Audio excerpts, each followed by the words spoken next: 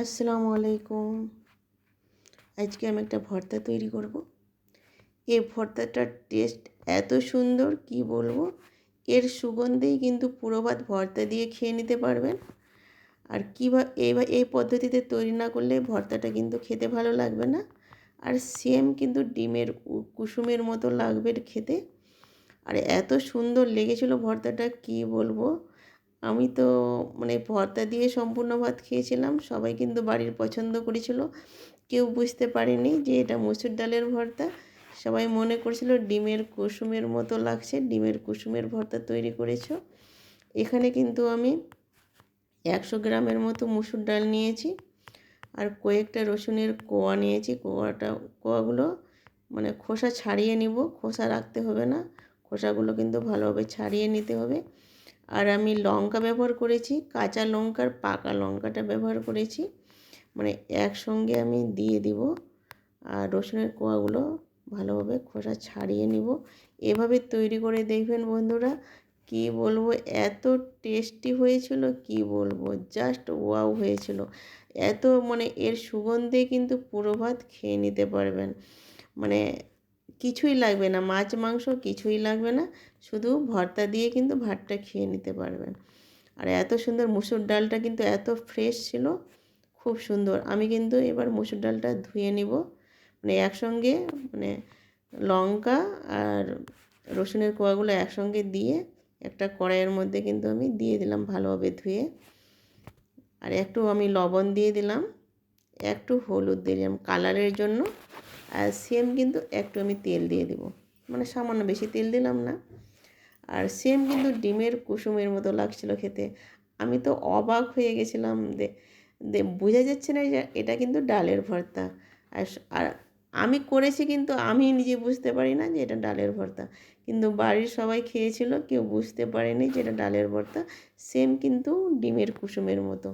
এই পদ্ধতিতে না করলে কিন্তু ডিমের কুসুমের মতো লাগবে না। আমি কি পদ্ধতিতে তৈরি করছি বন্ধুরা দেখতেন।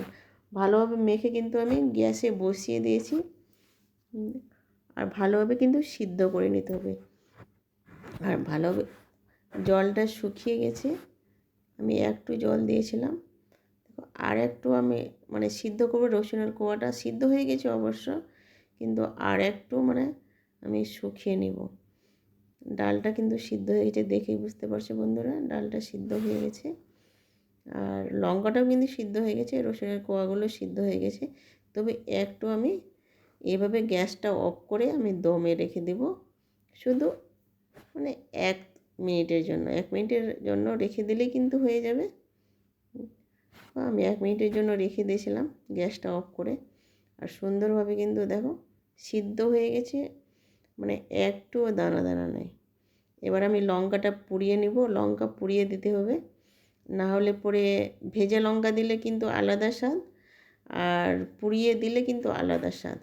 কিন্তু আমি পুড়িয়ে দিব, পুড়িয়ে দিলে কিন্তু ডিমের কুসুমের মতো লাগবে সেম। একটু আমি জলের মধ্যে ভিজিয়ে দিলাম, লঙ্কাটা যেন একটু নরম হয়ে যায়।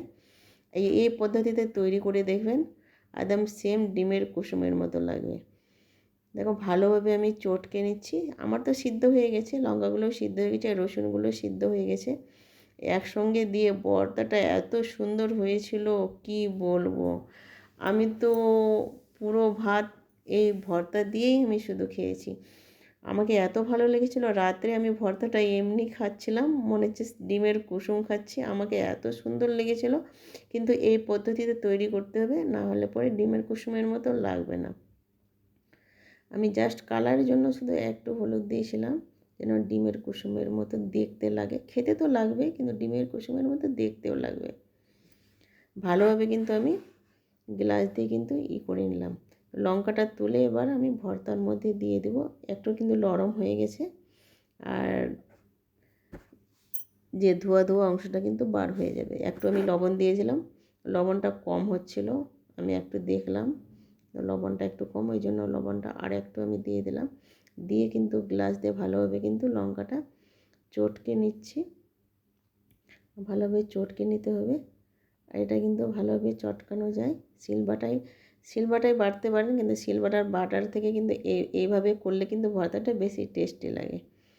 এখানে কিন্তু আমি পেঁয়াজ ভেজে বা লঙ্কা ভেজে দিব না, পেঁয়াজ দিলে, লঙ্কা ভেজে দিলে কিন্তু ওর স্বাদটা কিন্তু আলাদা হয়ে যায়। আর কাঁচা পেঁয়াজও দিব না, কিন্তু গরম দিনে কিন্তু গন্ধ হয়ে যাবে। আমি যেহেতু এটা ডিমের কুসুমের মতো লাগবে, ওই জন্য পেঁয়াজ দিব না। একটু আমি তেল দিয়ে দিলাম, তেল দিয়ে ভালোভাবে কিন্তু চটকে নিব। আর দেখে বুঝতে পারছো বন্ধুরা কতটা লোভনীয় হয়েছে ভর্তাটা। আমি তো খেয়ে পাগল হয়ে গেছি, এত সুন্দর লেগেছে, মনে হচ্ছে ভর্তাই রোজ রোজ বানাই আর রোজ রোজ খাই। আর সেম ডিমের কুসুমের মতো। দেখো ভালো, আমার কিন্তু ভর্তাটা তৈরি হয়ে গেছে। একটা প্লেটে আমি তুলে দেখাচ্ছি বন্ধুরা কত সুন্দর ভর্তাটা হয়েছে। আর কালারটা কিন্তু সেম ডিমের কুসুমের মতো হয়েছে।